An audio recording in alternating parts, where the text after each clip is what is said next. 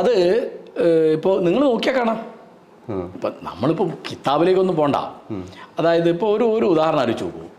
ഇന്നത്തെ കാലത്ത് ഒരാൾക്ക് 4 പെണ്ണ് കെട്ടുന്നത് അധാർമികമാണ്, അന്യായമാണ് എന്ന് ഒരാൾക്ക് തിരിച്ചറിയുന്നില്ലെങ്കിൽ അയാൾ ആ നിയമത്തിൻ്റെ അടിമയെന്നല്ല എൻ്റെ അർത്ഥം. അങ്ങനെ വേണമെന്നില്ല. ഞാനത് ഈ ബഹുഭാര്യത്വം ഞാനതൊരു കൗണ്ടർ ക്വസ്റ്റ്യൻ ചോദിക്കാം.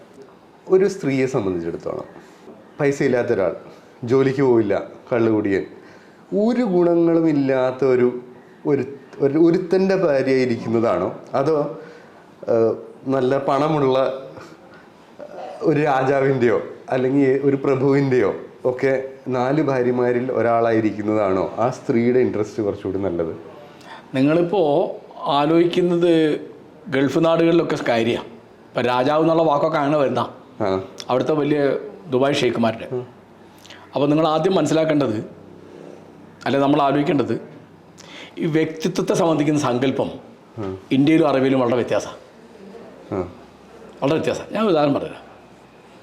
ഇപ്പോൾ നിങ്ങൾ എൻ്റെ സുഹൃത്താണ്, നിങ്ങൾ എൻ്റെ വീട്ടിൽ വരുന്നു, നമ്മൾ വളരെ സുഹൃത്തുക്കളാണ്. ഇതിൻ്റെ ഇടയ്ക്ക് ഞാൻ എൻ്റെ ഭാര്യയെ വേറെ എന്തോ കാരണം കൊണ്ട് മൊഴിയല്ലേ. നിങ്ങൾ അവളെ കല്യാണം കഴിക്കുന്ന അവിടെ ഒരു വിഷയമല്ല, അത് നമ്മളിവിടെ ഒരു പണക്കോ കൊണ്ടുണ്ടാവില്ല. അവിടെ ഇപ്പോൾ ഉസാമ ബിൻ ലാദൻ അദ്ദേഹത്തിൻ്റെ ബാപ്പയുടെ 50 മക്കളിൽ 17ാമനാണെന്നാണ് ഞാൻ വായിച്ചത്. അപ്പോൾ സപത്നി, ഇവിടെ ഇപ്പോൾ നമ്മൾ ചക്കളത്തി എന്ന് പറയും, സഹകളത്രം, ഭർത്താവിൻ്റെ വേറെ ഭാര്യയ്ക്ക് ആ സപത്നി എന്ന് പറയുന്നത്. അവരോട് എങ്ങനെയാണ് പെരുമാറേണ്ടതെന്ന് കാളിദാസൻ്റെ ശകുന്തളയ്ക്ക് കണ്ണു മഹർഷി നിർദ്ദേശം കൊടുക്കുന്നുണ്ട്. ഇന്നിപ്പോൾ ഇവിടെ ഒരാൾ മനസ്സിലാക്കില്ല. കാരണം ഇവിടുത്തെ വ്യക്തിത്വ സങ്കല്പം മാറി. ഭർത്താവിനെ എന്തിൻ്റെ കാരണം കൊണ്ടും വേറൊരാളുമായിട്ട് ഓഹരി വയ്ക്കുക എന്നുള്ളത് ആ ആളുടെ വ്യക്തിത്വത്തെ ബാധിക്കും.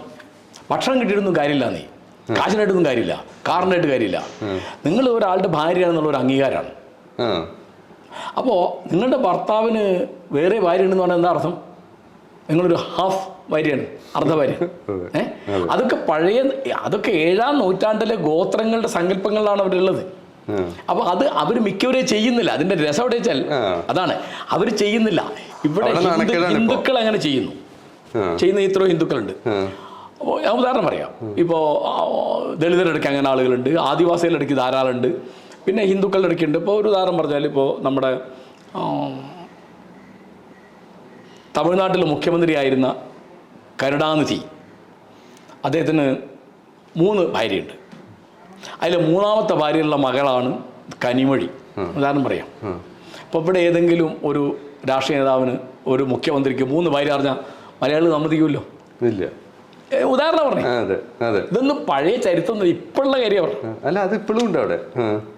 അവിടെ ഇപ്പം കല്യാണം കഴിക്കാതെ ചിന്ന വീട് എന്നൊരു സാമൂഹ്യമായ അംഗീകാരമുള്ള ഒരു ഏർപ്പാട് തമിഴ്നാട്ടിലുണ്ട്. ഞാൻ പറയും, ഇങ്ങനെയൊക്കെ എത്രയോ ഹിന്ദുക്കൾ, സോക്കോൾഡ് ഹിന്ദുക്കൾ എന്ന് പറഞ്ഞാൽ അത് ചെയ്യുന്നുണ്ട്. പക്ഷേ ഇത് ആരെങ്കിലും ഒരാൾ കംപ്ലൈൻറ്റ് തോന്നിയായിരിക്കാം. അപ്പോൾ കരുണാനിധിയുടെ ഒരു ഭാര്യ പരാതി കൊടുത്ത സംഗതി കുടുങ്ങി.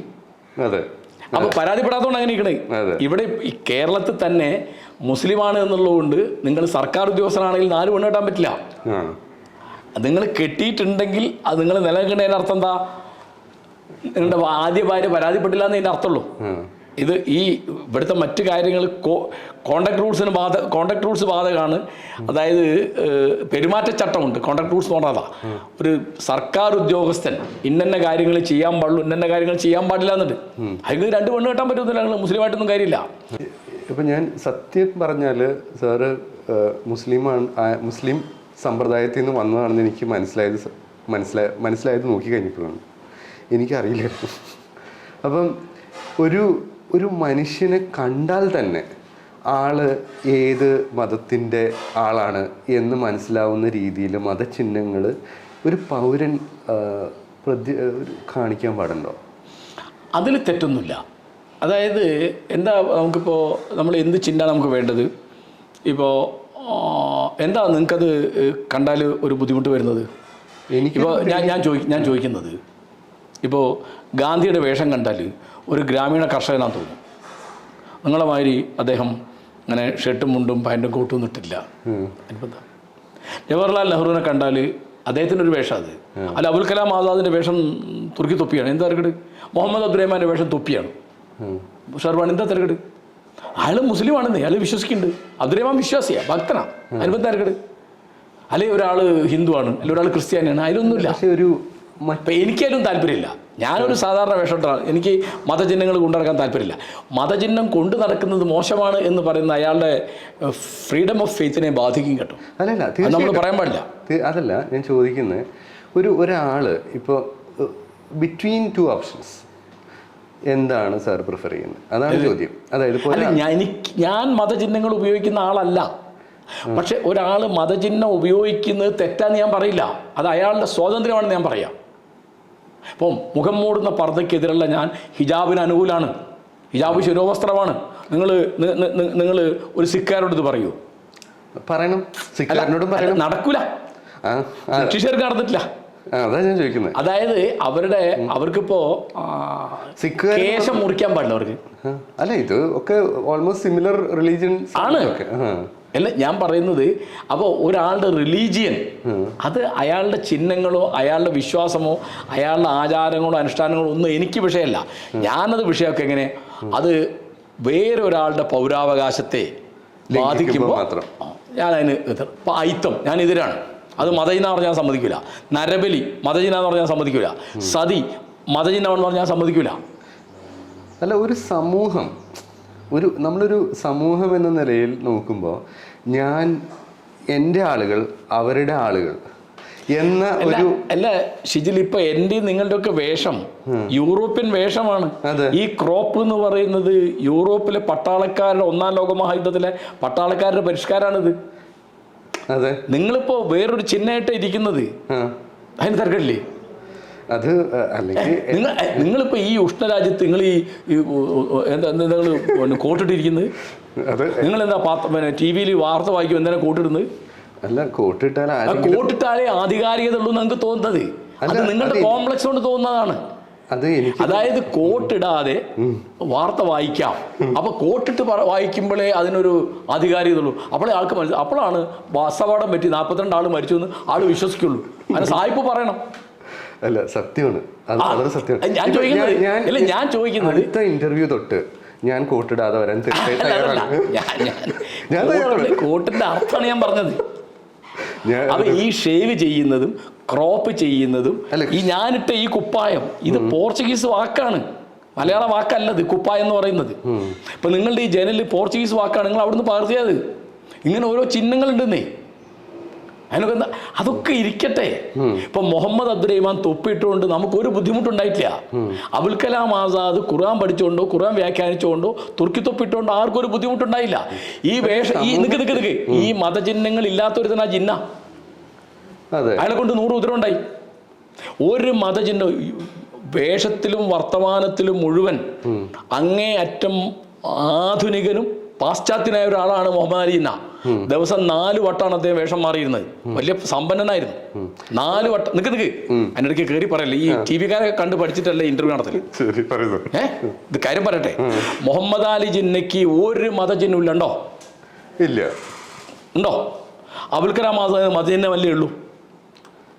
അബ്ദുൽ കലാം അബുൽ കലാം എന്ന അദ്ദേഹത്തിന്റെ പേര്. അബുൽ കലാം ആസാദിന് മതചിഹ്നം മാത്രമേ ഉള്ളൂ. രണ്ടാളും ഒരു കാലത്താണ്. കണ്ടാൽ മിണ്ടാത്ത അത്ര ലോഹിയാണ്, മിണ്ടില്ല. ഗാന്ധിയുടെ പട്ടി എന്നാണ് ജിന്നയുടെ അനുയായികൾ ആസാദിനെ വിളിച്ചിരുന്നത്. ആസാദ് മതേതരത്വം, ജനാധിപത്യം, ദേശീയത, ഈ 3 ആധുനിക രാഷ്ട്രീയ മൂല്യങ്ങൾ വിശ്വസിക്കുകയും അതിനുവേണ്ടി പണിയെടുക്കുകയും നെഹ്റുവിൻ്റെ മൻസബിൽ 1-ാം തരം വിദ്യാഭ്യാസ മന്ത്രിയായിരിക്കുകയും ചെയ്തു. നിങ്ങൾക്ക് വല്ല ബുദ്ധിമുട്ടുണ്ടോ ആസാദിനെ കൊണ്ട്? അദ്ദേഹമാണ് ഇന്ത്യയിലെ വളരെ പ്രധാനപ്പെട്ട ഖുർആൻ പരിഭാഷ തർജുമാൻ ഖുർആൻ എഴുതിയത്. ഈ ജിന്നെ കൊണ്ട് ഉത്തരവ് മാത്രമല്ലേ ഉണ്ടായിട്ടുള്ളൂ. തീർച്ചയായിട്ടും. അപ്പൊ ഞാൻ ചോദിക്കുന്നത്, നിങ്ങളിത് ആലോചിക്കൂ. ഒരു ചുമ്മാ ചോദ്യം ചോദിച്ചാൽ, മതചിഹ്നം എന്ന് പറയുന്നത് ഇപ്പൊ ഇവിടെ മതചിഹ്നം ഇല്ല എന്ന് പറയുന്ന ആൾ വേറെ ചിഹ്നമുണ്ട്, നിങ്ങൾക്ക് വേറെ ചിഹ്നമുണ്ട്. നിങ്ങൾ എന്തോന്ന് ചെയ്താൽ ഒരു ചിഹ്നമായത്. നിങ്ങൾ നിങ്ങൾ തല ക്രോപ്പ് ചെയ്താൽ, നിങ്ങൾ മീശ പഠിച്ചാൽ, ഇത് എവിടുത്തെ രീതിയാണ് മീശ പഠിക്കുന്നത്, താടി പഠിക്കുന്നത് എവിടുത്തെ രീതിയാണ്. ഇപ്പം എൻ്റെത് ഞാൻ ജനിച്ചു വളർന്ന മുസ്ലിം സമൂഹത്തിലാണ്, അവരൊക്കെ താടി വെക്കും, ഞാൻ താടി വെക്കൂല. അപ്പോൾ ഓരോരുത്തരും ഓരോ ചിഹ്നമാണ്. ഓരോ ആ ചിഹ്നത്തിന് മതചിഹ്നമായതുകൊണ്ടോ ജാതി ചിഹ്നമായതുകൊണ്ടോ ഒന്നും ഒരു തിരക്കിടില്ല. പക്ഷെ നിങ്ങളുടെ മനോഭാവം എന്താണെന്നുള്ള കാര്യം. നിങ്ങളുടെ ഇപ്പോൾ ഒരാൾ ഇറച്ചി കഴിക്കുന്നില്ല, എന്താ തിരക്കിട്? ഒരാൾ കള്ള് കുടിക്കുന്നില്ല, എന്താ തിരക്കിട്? ഒരാൾ മീൻ കഴിക്കുന്നില്ല, എന്താ തിരക്കിട്? പക്ഷേ അപ്പോൾ മുഹമ്മദ് അലി ജിന്ന ചെയ്ത മാതിരി ഇവിടുത്തെ മതത്തെ അടിസ്ഥാനമാക്കിയുള്ള ചേരിതിരിവ്, വിഭാഗീയതക്കെതിരായിട്ട് നിന്നു അബ്ദുറഹ്മാനും മൊയ്തു മൗലവിയും ഒക്കെ, ആസാദും ഗാഫർ ഖാനും ഒക്കെ. അവരൊക്കെ വിശ്വാസികളാണ്. ഗാഫർ ഖാൻ ഈ മതചിഹ്നം ഉണ്ടല്ലോ.